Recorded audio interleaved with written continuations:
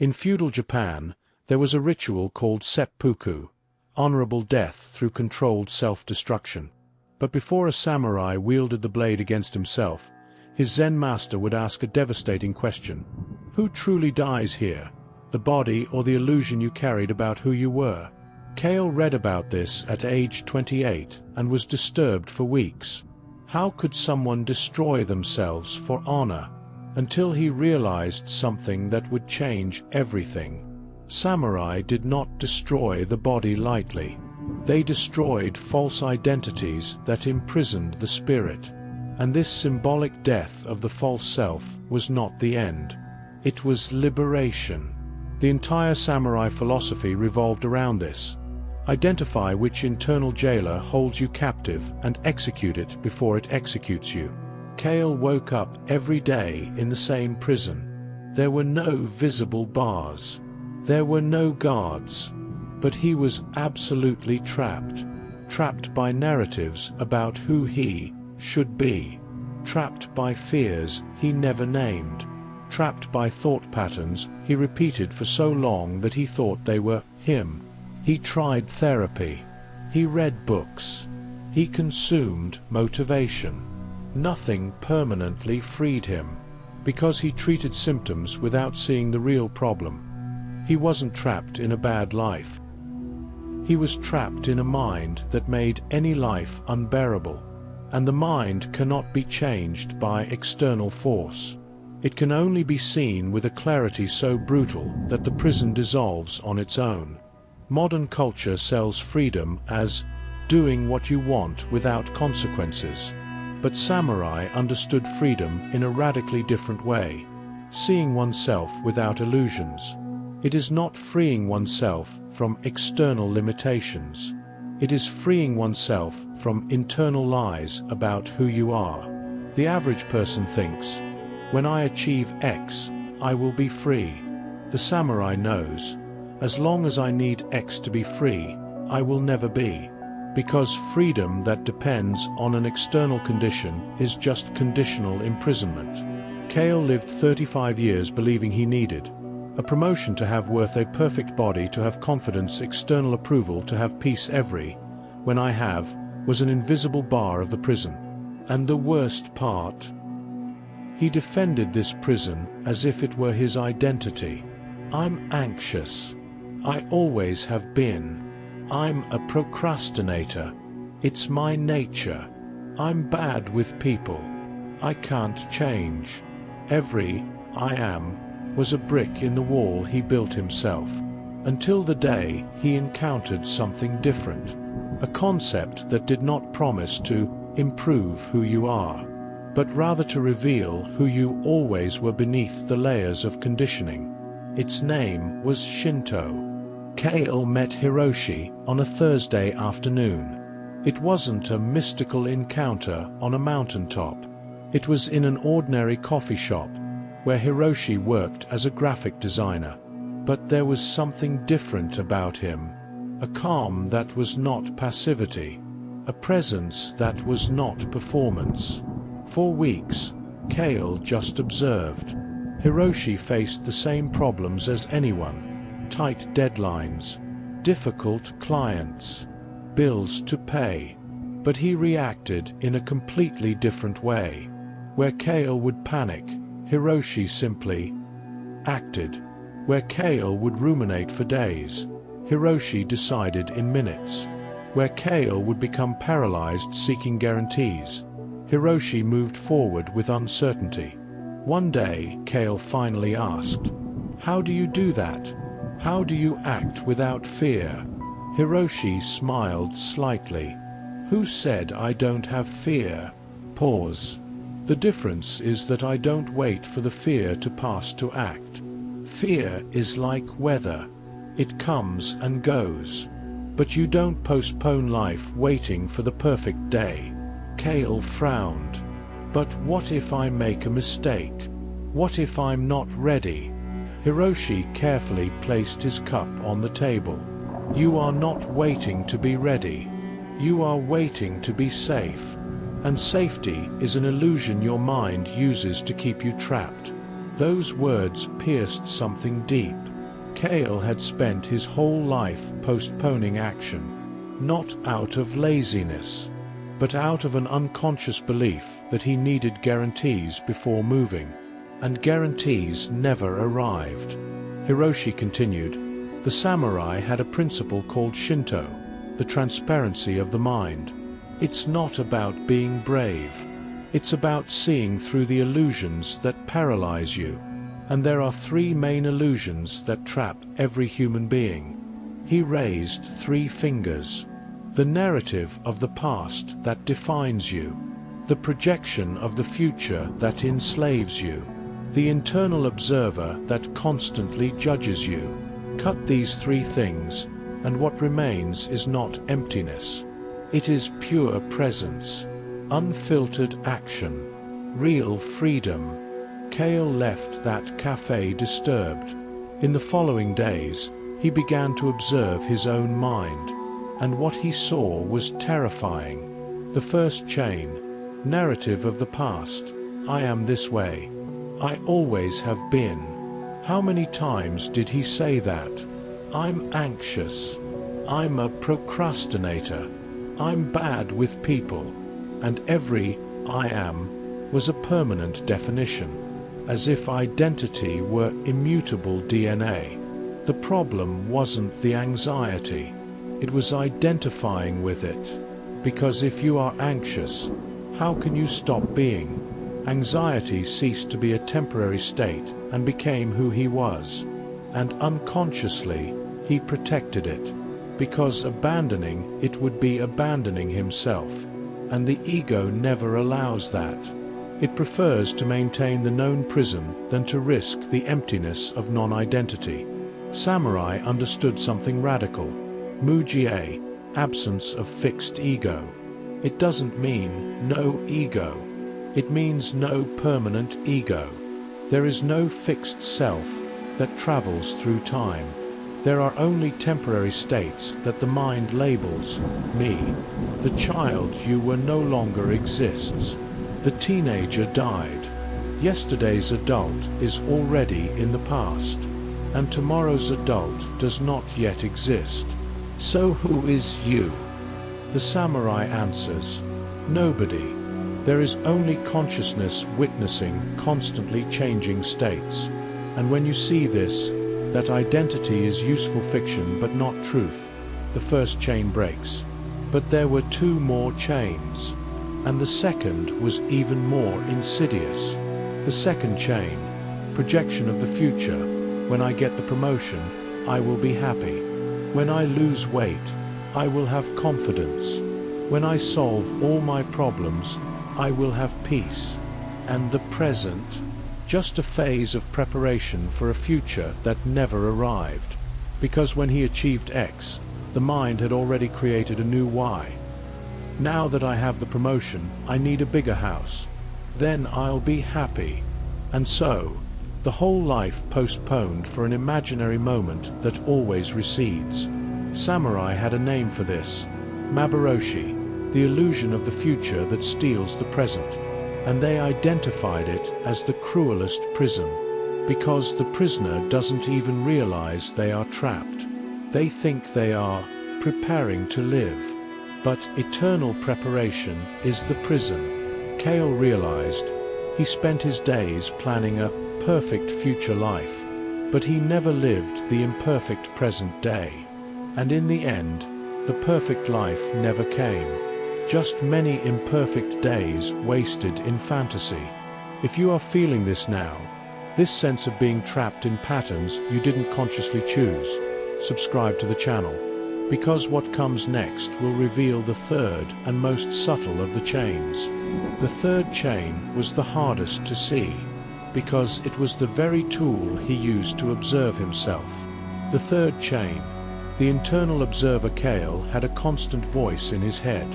You're not good enough. Everyone notices your flaws. You are faking competence. And the worst part, he thought this voice was him. His conscience, his realism. But it wasn't.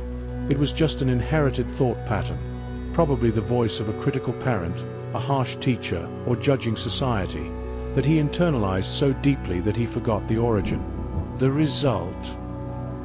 He lived under the constant surveillance of an internal judge that never rested, and under perpetual surveillance, any action was self-censored, hesitant, ashamed, not because of a real failure, but out of fear of the judgment of the observer he himself created. Hiroshi explained the concept of jinin, naturalness without an observer. The samurai who observes himself fighting has already lost, because there is division, part acting plus part observing the action, and division generates hesitation, which generates death. The samurai in jinin does not observe himself being brave. He simply acts bravely. No internal narration. No self-assessment. No, how am I doing? Just pure action. Kael realized something devastating. He was not living. He was observing himself living. And in constant observing, he lost life. Because the observer is always the past, commenting on action that has already happened. So living through the observer is always living 1 second too late. Never fully present. Never fully alive. Hiroshi taught the first technique of Shinto, the first blade ritual. Whenever you hear yourself say, "I am something negative, stop immediately. Reformulate. Anxiety is present. Instead of, "I am anxious," ask, "Is this a permanent truth or a temporary state?" Observe the anxiety as fleeting weather, not fixed identity. Kael practiced for 60 days. The result was startling. 90% of the identities he carried were just states repeated so many times that they became labels. When he stopped identifying with the states lost power. Because the power came from confusing temporary with permanent, and confusion, when undone, frees. 3 months later, Hiroshi invited Kael on a trip. He didn't reveal the destination. He just said, "You need to see where Shinto comes from." They traveled to Kyoto, not to the tourist temples, to a small dojo hidden in the mountains. The master of the place, a 78-year-old man named Takeda-sensei, received them in silence. Takeda gave no lectures. He didn't explain philosophy. He simply lived. Kael observed for 3 days. The master woke before dawn, meditated in silence, prepared tea with precise, calm movements, trained with the sword for hours, not in a hurry, but with total presence. Every action was complete in itself. There was no anxiety for the next movement. There was no judgment about the previous movement. Just presence. On the 3rd day, Kael finally asked, "Sensei, how did you achieve this peace?" Takeda smiled slightly and answered in Japanese. Hiroshi translated, "He says he achieved nothing. He just stopped carrying what was never his." Kael frowned. "I don't understand." Takeda made a gesture with his hand, as if releasing something invisible. Hiroshi continued translating, "You carry stories about who you are. Stories about who you should be. Stories about what went wrong and what could go wrong. All of this is weight. Weight you place on your own shoulders. Shinto is not about adding strength to carry more weight. It is recognizing that the weight was never necessary. And when you recognize, you simply let go." That night, Kael sat alone in the rock garden. The full moon illuminated the gravel path, and for the first time in decades, his mind became completely quiet. Not because he forced the silence, but because, for an instant, there was nothing to prove, nothing to fix, nothing to become, just presence. But Kael was a modern man. and modern men need logic, not just experience. So Hiroshi took him to the next step, understanding the science behind Shinto. Back in Japan, Hiroshi connected Kael with Dr. Yuki Tanaka, a neuroscientist specializing in neuroplasticity and meditation. She explained something fascinating. Your mind is not a thing. It is a process. And processes can be reprogrammed. The neuroscience of fixed identity, when you repeat a thought thousands of times, I am anxious, I am a failure, you literally strengthen the neural connections associated with that pattern. It's like walking the same path in the forest. Eventually, a deep trail is formed, and the brain prefers known trails, even if they lead to suffering. Because the brain doesn't seek happiness, it seeks predictability. But here is the paradox. The same neuroplasticity that created the prison can dissolve it. Every time you cut the identification, anxiety is present, instead of I am anxious. You weaken the old trail. And every time you act differently, you create a new trail. After 60 to 90 days of consistent practice, the new trail becomes stronger than the old one, and the old pattern simply disappears from lack of use. The psychology of the imaginary future, Dr. Tanaka continued. The prefrontal cortex, the part of the brain responsible for planning, is incredibly useful.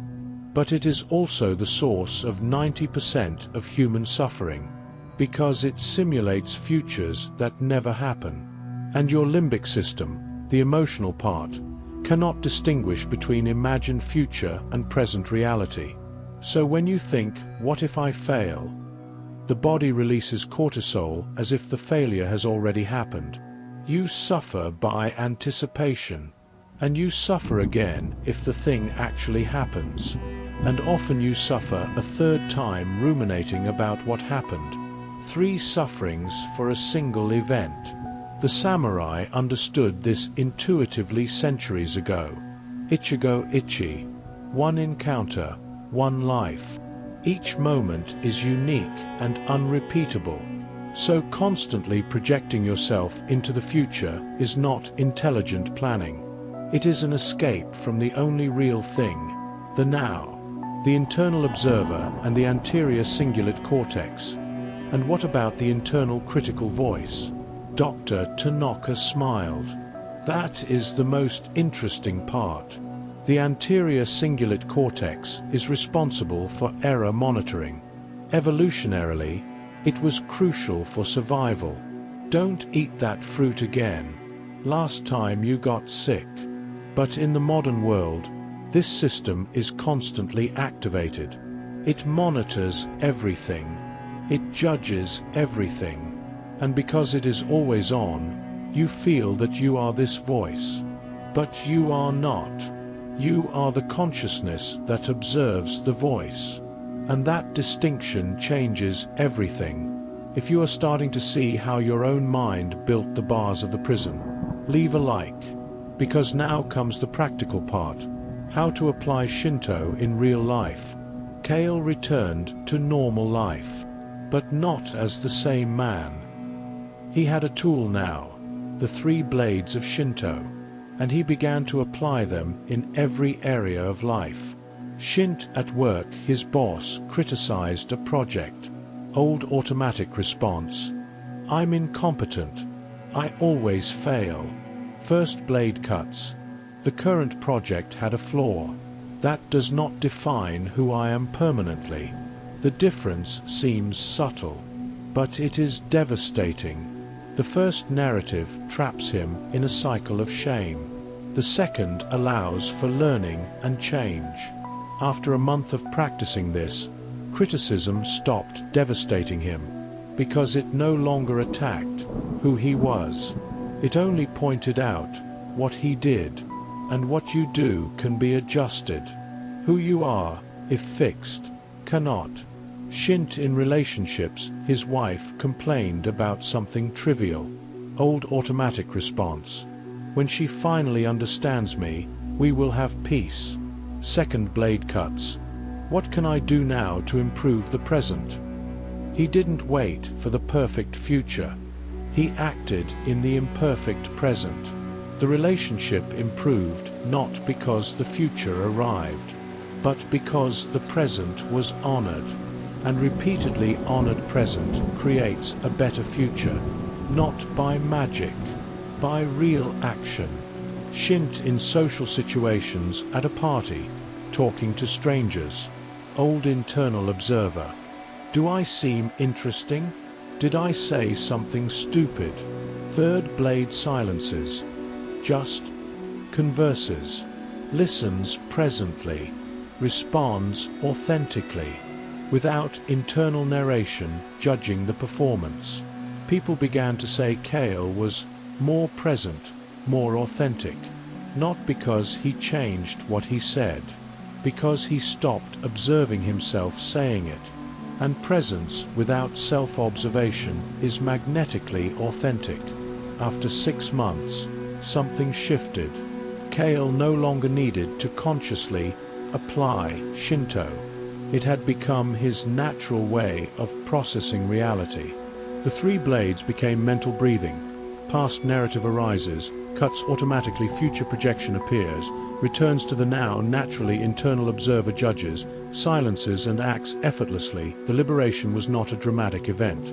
It was a series of microcuts of daily illusions. Until one day, he realized he hadn't felt trapped for months. Not because he defeated the prison, because he stopped feeding the belief in it. A year after meeting Hiroshi, Kael returned to the cafe. His friend asked, "So, do you feel free now?" Kael smiled.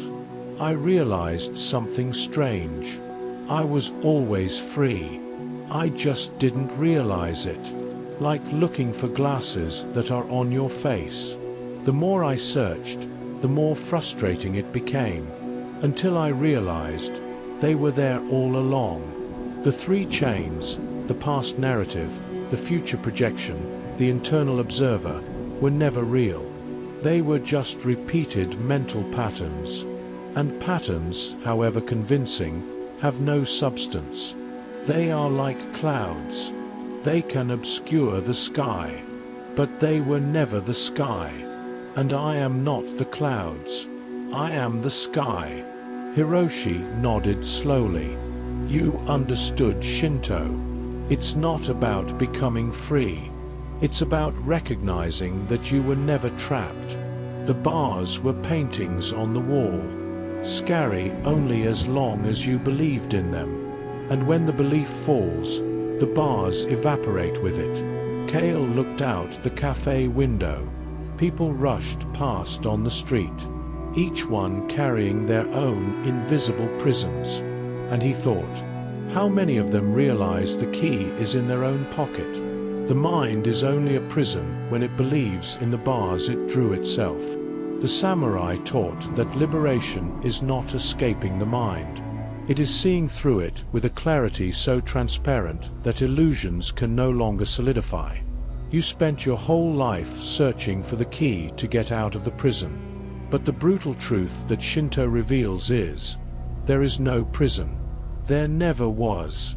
There was only you, devoutly believing that walls of thought were real concrete. And thought concrete, however convincing, is traversable. It always has been. You just didn't know you could cross it. Now you know. And knowing is not conquering freedom. It is recognizing that you were always free. You were just too busy building mental prisons to notice that the door was never locked. The samurai do not teach escape techniques. They teach clarity that reveals. You were never trapped. You were just thinking you were.